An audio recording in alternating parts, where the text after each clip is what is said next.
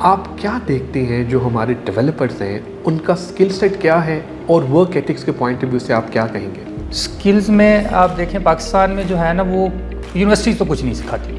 आप खुद बाहर निकलें, इंडस्ट्री में आएँ, आपको अच्छा मेंटोर मिल जाए। जैसे मैंने पहले हमाद साहब को आपको कहा कि मुझे गाइड करने वाले थे, वो हम 90s की टेक्नोलॉजीज़ को देख रहे हैं और पढ़ रहे हैं। बाहर तो कुछ और चल रहा है। स्किल सेट वाले लोग बहुत कम हैं, इसीलिए तो मार्केट में आपको पता है डेवलपर शॉर्ट ही रहते हैं, हमेशा मिलते ही नहीं हैं। और डेवलपर्स वो जंपिंग फ्रॉग भी बने होते हैं कभी इधर, क्योंकि हर कंपनी खींच रही है।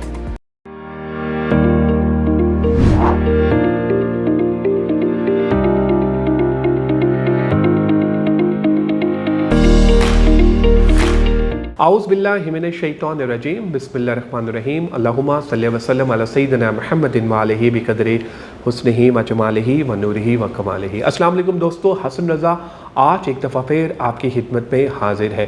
दोस्तों, अब तक की अप्रिसिएशन और अब तक की कोऑपरेशन का बहुत बहुत शुक्रिया। दोस्तों, आज मैं आपकी मुलाकात करवाने जा रहा हूँ one of the youngest COO of Pakistan. जी हाँ लेडीज़ एंड जेंटलमैन, मैं आपको 100% श्योरिटी के साथ ये कह सकता हूँ, बता सकता हूँ कि पाकिस्तान के ये यंगेस्ट COO हैं।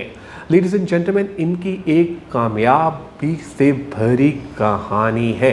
इन्होंने बहुत ही छोटी उम्र में अपना बिजनेस स्टार्ट किया और ये आए और छा गए। लेडीज़ एंड जेंटलमैन, इनका नाम है Mohammad Saad. Mohammad Saad is currently working as a COO at Dicoders. जी हाँ, डाइकोडर्स जो आजकल सबके दिमाग में, सबके जहन में और सबके ज़ुबान पर छाया हुआ है। ये डाइकोडर्स कर क्या रहा है, क्यों इतनी जल्दी आके ये सॉफ्टवेयर हाउसेस में, टेक सेक्टर में ये छा गया, क्या कहानी है इसके पीछे। आइए मिलते हैं मोहम्मद साद से और जानते हैं कामयाबी का सफ़र डाइकोडर्स का और मोहम्मद साद का।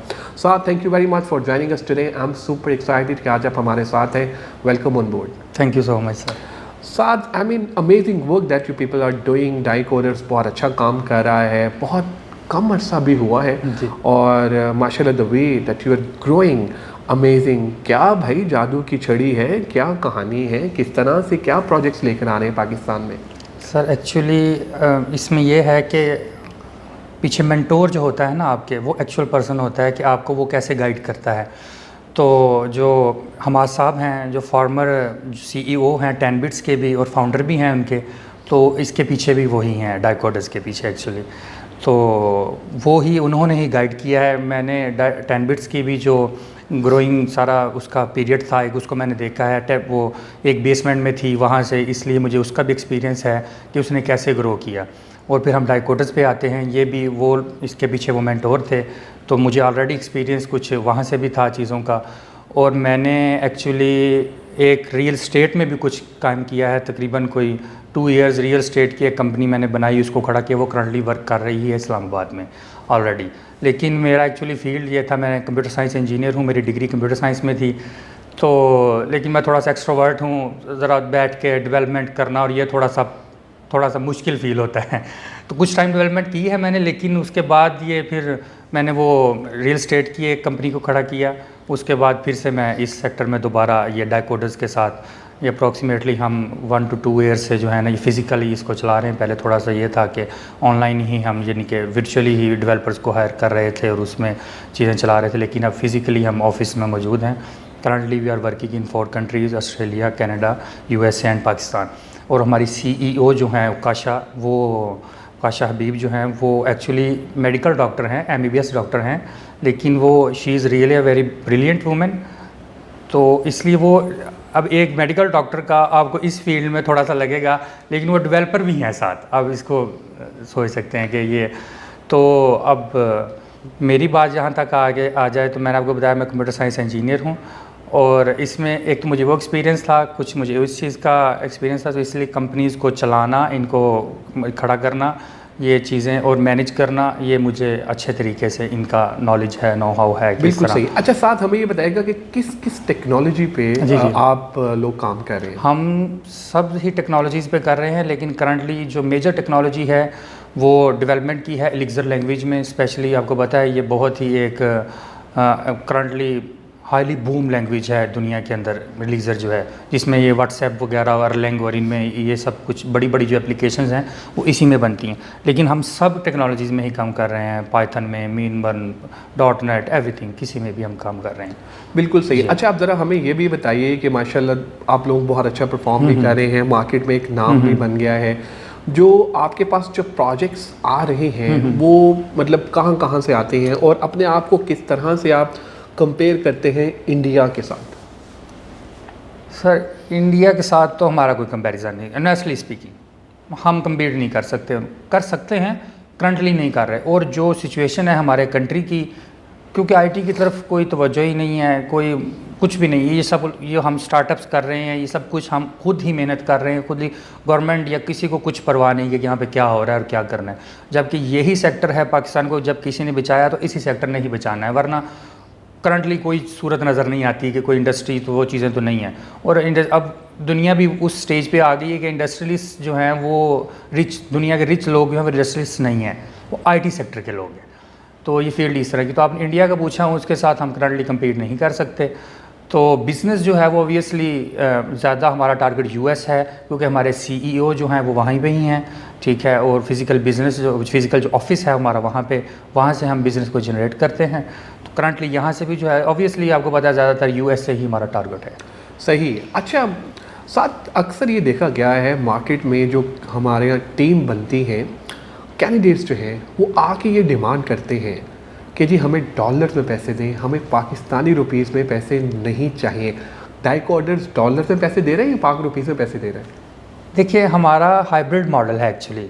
हम कुछ वर्क फ्रॉम होम, हम फ्लेक्सिबल चीज़ों को लेके चलना चाहते हैं। कुछ वर्क फ्रॉम होम भी दे देते हैं, कुछ इन ऑन साइट भी दे देते हैं, और इस तरह कुछ इसमें भी हम कुछ कर लेते हैं जहाँ पे ज़रूरी होता है कि ये किस तरह पेमेंट करनी है उसको अकॉर्डिंग टू जो एम्प्लॉय है वो किस कैटेगरी का एम्प्लॉय है, किस पोटेंशियल का एम्प्लॉय है, इस हिसाब से हम। और ऑब्वियसली हर एम्प्लॉय कहता है, क्योंकि पाकिस्तान में तो इन्फ्लेशन ये है कि आप 1 ईयर में क्या हुआ है कि जो आपका 100 रुपीज़ है वो अब कितने हैं, वो 50 हैं या 55 रुपीज़ रह गए हैं। तो वो इस करेंसी पे तो किसी को यानी कि कोई भरोसा ही नहीं रह गया हुआ ना, तो इसलिए वो एम्प्लॉयज़ यही डिमांड करते हैं। तो हम एम्प्लॉय की डिमांड के अकॉर्डिंग हम देख लेते हैं उसको कि अगर उसको एंटरटेन करना है या नहीं। सही।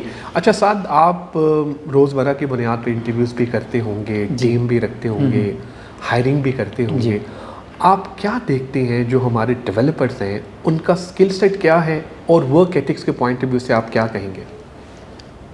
सर वर्क एथिक्स तो कुछ ख़ास नहीं है एक्चुअली, अनफॉर्चुनेटली, ठीक है।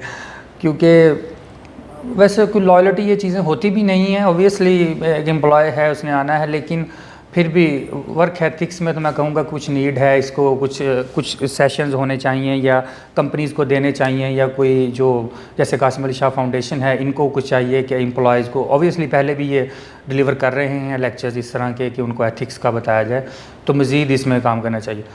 तो इस तरह है ये। और स्किल्स? जी, स्किल्स में आप देखें पाकिस्तान में जो है ना वो यूनिवर्सिटीज़ तो कुछ नहीं सिखाती हैं, क्लियर एंड कट बात है, ठीक है।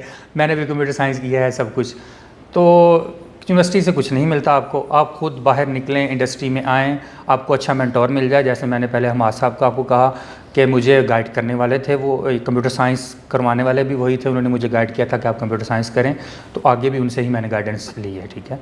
तो इस तरह आपको कोई अच्छा इंसान अगर गाइड कर दे तो वो आपके लिए बहुत अच्छा हो जाता है, फिर आप स्किल्स भी सीख लेते हैं।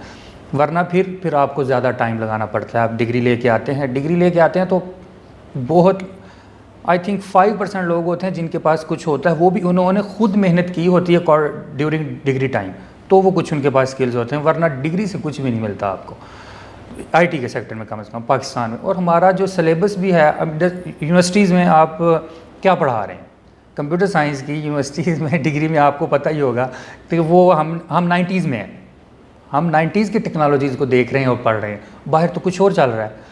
तो स्किल्स उस तरह नहीं है, कुछ खुद लोगों ने जो इन्होंने मेहनत करके या कुछ वही है, तो वो कम है लोग, स्किल सेट वाले लोग बहुत कम हैं। इसीलिए तो मार्केट में आपको पता है डेवलपर शॉर्ट ही रहते हैं, हमेशा मिलते ही नहीं हैं। और डेवलपर्स वो जंपिंग फ्रॉग भी बने होते हैं कभी इधर, क्योंकि हर कंपनी खींच रही है, तो इस तरह। सही। अच्छा साथ हमें ये बताइए कि आपने एज ए एम्प्लॉय भी काम किया ना, आप एज ए एम्प्लॉयर भी काम कर रहे हैं, आप समझ सकते हैं कि एम्प्लॉयज़ और एम्प्लॉयर में जो एक रिलेशनशिप है बहुत इंपॉर्टेंट होता है। अब आप ऐसे एम्प्लॉयर काम कर रहे हैं, तो आप किस तरह से देखते हैं कि जो एम्प्लॉयज़ की जो इश्यूज़, जो मसले मसाइल हैं, वो जब आप देखते हैं और जब आप खुद एम्प्लॉई थे तब आपको भी फेस करने पड़ते थे, तो जब आपके पास लेट्स सपोज कोई छुट्टी मांगने आता है या किस तरह करता है, तो अब आप उस पर्सपेक्टिव को, उन चीज़ों को किस तरह देखते हैं? सर इसमें ना एक जेनेरिक सा कानून है दुनिया का कि प्यार के साथ और जो है ना वो लीनियंट रवैये के साथ जो है ना वो हर मामला सॉल्व हो जाता है। एम्प्लॉयज़ के साथ भी मैं तो बिल्कुल भी वो जैसे बॉस ला के जनाब बॉस हैं और आ गए हैं और खड़े हो गए हैं और बॉस ने उनको वो लाइन हाज़िर कर ली है, इस तरह चीज़ें नहीं चलती ही नहीं। दुनिया की तारीख में ना कभी चली हैं ना चलेंगी। प्यार के साथ और बातचीत के साथ ही चीज़ें चलती हैं एम्प्लॉयज़ में। तो मेरा तो यही है कि मैं एम्प्लॉयज़ के साथ बिल्कुल फ्रेंडली रहता हूँ, बिल्कुल सुकून के साथ। उनसे कोई भी चीज़, उनको कहता हूँ कोई चीज़ है और मुझसे शेयर कर सकते हैं। जो कॉन्फिडेंशियल है उसको कॉन्फिडेंशियल रखता भी हूँ फिर मैं, क्योंकि वरना जो हायर अथॉरिटीज़ हैं वो कहती हैं कि जी आप बता दें हमें, वो बता देते हैं तो वो बाद में वो उनकी ही जो है वो हाज़िरी लगी होती है। ठीक है, तो ये चीज़ों को कुछ मेंटेन करना पड़ता है कि आप प्यार से चलें एम्प्लॉयज़ के साथ। और मैं ये कोशिश, अब छुट्टी की आपने बात की, जैसे कि कोई अब रिसेंटली वो एक एम्प्लॉय ने ये 2-3 days ago work from home लिया हुआ था, जबकि वो गई हुई थी कश्मीर टूर पे। तो मैंने उनको कहा कि ये आपका वर्क फ्रॉम होम तो नहीं था, ये वर्क फ्रॉम कश्मीर हो सकता है, ये वर्क फ्रॉम ठीक है। तो यानी कि मैंने उनको समझाया कि उनकी हॉलीडेज़ एक्चुअली पूरी हो गई थी। वो कहती सर मैं क्या करती। मैंने कहा आप मुझे बताते कम से कम। देखिए ये जो जब आप थोड़ा सा चीज़ को मैनिपुलेट करना शुरू करते हैं ना, छोटी सी मैनिपुलेशन, हम इसको चक्कर कह लें, लेकिन वो थोड़ा सा वर्ड अच्छा नहीं है, लेकिन मैनिपुलेशन, वो बढ़ती ज़िंदगी में मैनिपुलेशन, हम बड़ी बड़ी मैनिपुलेशंस करना शुरू कर देते हैं। तो मैंने कहा आप मैनिपुलेट ना करते, इसको मुझे वैसे बता देते, अब वर्क फ्रॉम होम ही मैं आपको अलाउ कर देता चाहे, लेकिन आप इजी होते। आपकी ये मैनिपुलेशन जो इंसान के अंदर एक ज़मीर होता है ना, वो थोड़ी सी आप मैनिपुलेशन करें, वो कहता कुछ नहीं मसला, वो बड़ी बड़ी करते करते वो आदत हो जाती है इंसान। तो यानी कि एम्प्लॉयज़ को भी चाहिए कि इस तरह जब आपके ऊपर अगर जो पर्सन है वो अंडरस्टैंडिंग है या आपके साथ वो अच्छी तरह रहता है, अच्छे से आपको अंडरस्टैंड करता है, आपको सपोर्ट करता है, तो आपको चाहिए कि एम्प्लॉयज़ को चाहिए कि वो मैनिपुलेट ना करें उनको। Thank you very much, Saad. I mean, it's a great conversation, by the way. All the best wishes for you and for the Dicoders as well. You people are doing amazing job. Yes. Thank you very much. Thank you so much. आप लोगों का भी बहुत शुक्रिया आज के episode देखने का। दोस्तों, ये है पाकिस्तान का असल चेहरा, जिन्होंने इंटरनेशनल लेवल पे पाकिस्तान का नाम रोशन किया हुआ है। डाइकोडर्स 4 मुल्कों में काम करी है और जिस तरह भी इन्होंने बताया भी कि ये लोगों की ज़िंदगियों में वैल्यू ऐड कर रहे हैं। दोस्तों, I mean there lot of benefits that they are offering. जिस तरह भी इन्होंने जिक्र भी किया कि इनके मेंटोर हमाद रहमान साहब हैं, वो इनको गाइड भी करते रहते हैं और एडवाइस भी करते रहते हैं। जब कोई भी इदारा आगे बढ़ता है तो उसके पीछे कोई ना कोई मेंटोर, कोई ना कोई लीडर ज़रूर होता है। दोस्तों, अपना फीडबैक हमसे भी शेयर कीजिएगा ताकि हम भी इम्प्रूव कर सकें। दुआओं में याद रखिएगा। इंशाल्लाह करीब एक नई टॉपिक, नए गेस्ट के साथ आपकी खिदमत में दोबारा हाजिर होऊंगा। Take care, bye bye.